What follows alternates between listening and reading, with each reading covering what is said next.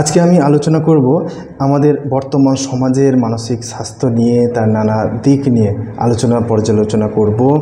আমি যে সমাজের কথা বলছি সেই সমাজের যারা ছাত্র, যারা যুব, তারা এমন একটা সময়ে তারা পৌঁছেছে, তারা কিন্তু হতাশ এবং তাদের মধ্যে যে অবিশ্বাসের বাতাবরণ সৃষ্টি হয়েছে, তাদের মধ্যে যে বিশৃঙ্খলা সৃষ্টি হয়েছে, তারা আজকে তারা পড়াশোনা থেকে যেভাবে বিমুখ হয়েছে, তার কারণ নানা দিক নিয়ে আমরা পর্যালোচনা করব এবং সেটা উচিত আজকের প্রেক্ষাপটে দাঁড়িয়ে।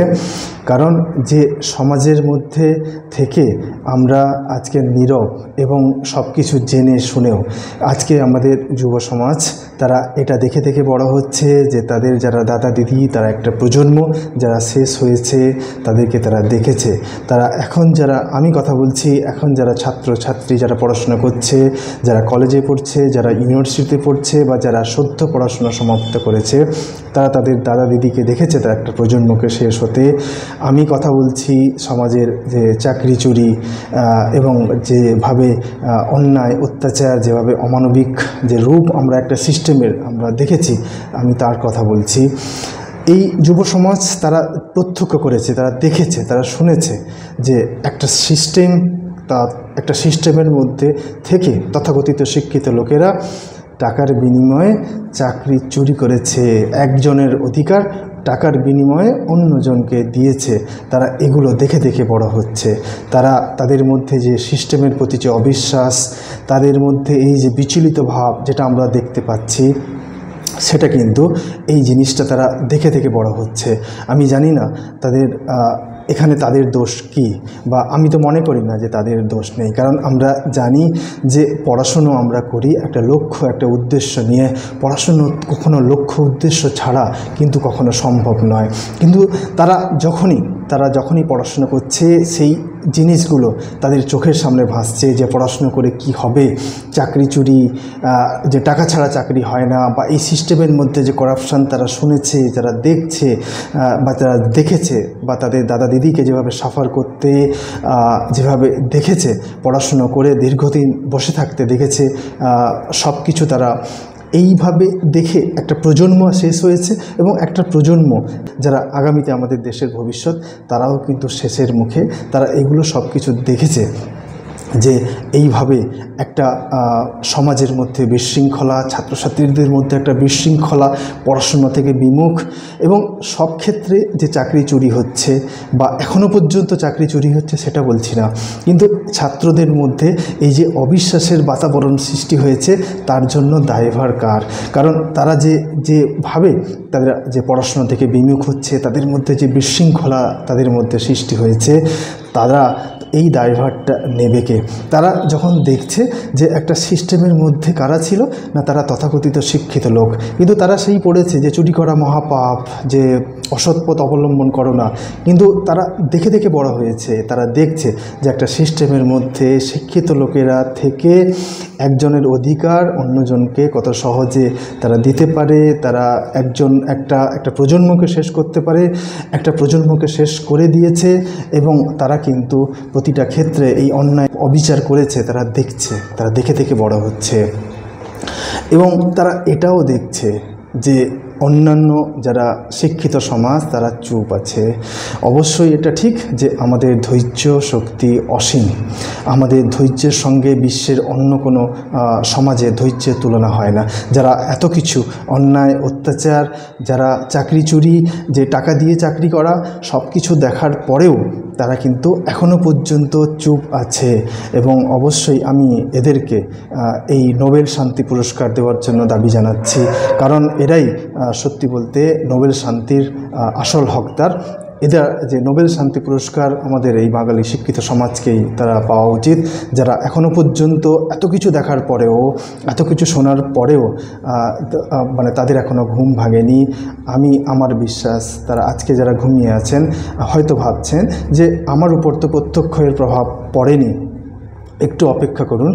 যে সমাজ যেদিকে এগোচ্ছে, সমাজের যে অবস্থা, বর্তমান যুব সমাজের যে পরিস্থিতি, খুব বেশি দিন যাবে না এই সমাজের যে অন্ধকার যে রূপ আপনারা অবশ্যই দেখতে পাবেন।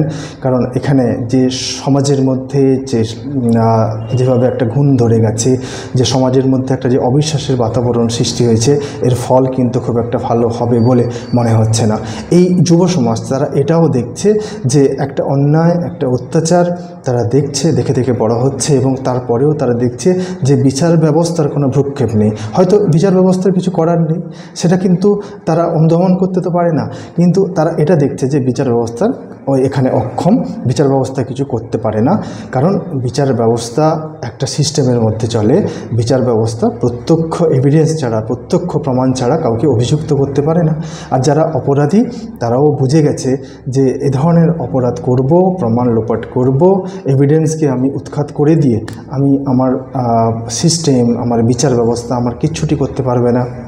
যারা আমাদের ছাত্র যুব তারা কিন্তু দেখে দেখে বড় হচ্ছে যে আমাদের একটা সিস্টেমের মধ্যে থেকে তথাকথিত শিক্ষিত লোকের অমানবিক রূপ, অমানবিক আচরণ তারা দেখে দেখে বড় হচ্ছে, এবং তারা এটাও দেখে দেখে অনুধাবন করছে যে পড়াশোনা করে কি হবে, যে টাকা ছাড়া তো কোনো কিছু হয় না। এ ধরনের সিস্টেমের মধ্যে তারা বড় হচ্ছে, এবং এ ধরনের সমাজের মধ্যে তারা বড় হচ্ছে। তারা সেই বিচার ব্যবস্থাকে দেখছে যে বিচার ব্যবস্থার হয়তো কিছু করার নেই, তার চোখ পুরোপুরি অন্ধ, তার চোখের মধ্যে কালো কাপড় পুরোপুরি বাঁধা রয়েছে। তারা দেখছে যেখানে বিচার ব্যবস্থারও কিছু করার নেই। যারা দেখছে যে তথাকথিত শিক্ষিত বাঙালি সমাজ যারা চুপ রয়েছে, এত কিছু তারা সহ্য করছে, তারা নোবেল শান্তি পুরস্কারের জন্য অপেক্ষা করছে, এটাও তারা দেখে দেখে বড় হচ্ছে।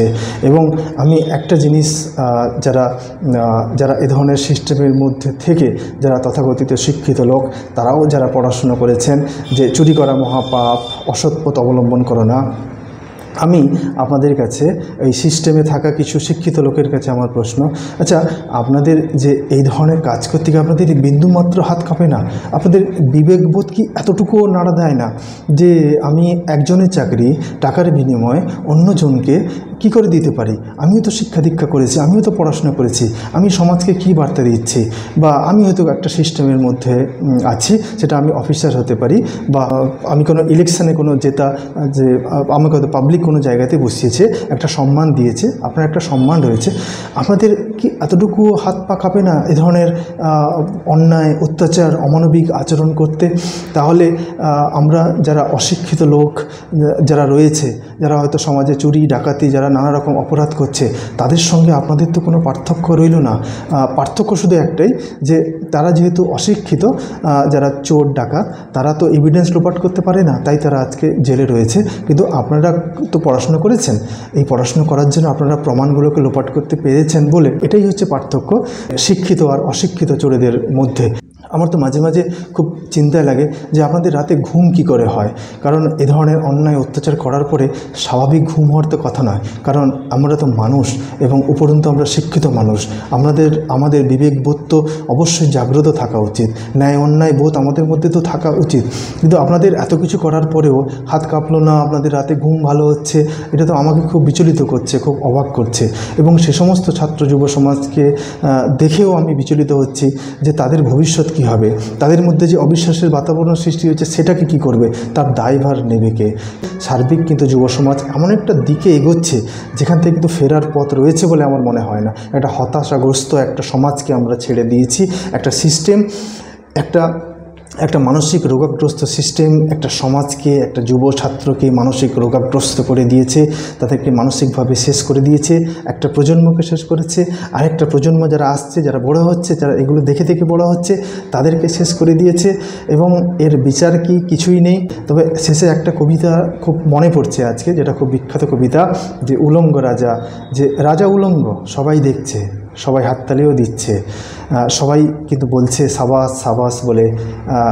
এখানে কিন্তু কারোর মধ্যে সংস্কার, কারোর মধ্যে ভয়, কিন্তু এতগুলো ভিড়ের মধ্যে কেউ তো একজন উঠে এসে বলুক যে রাজা তোর কাপড় কোথায়।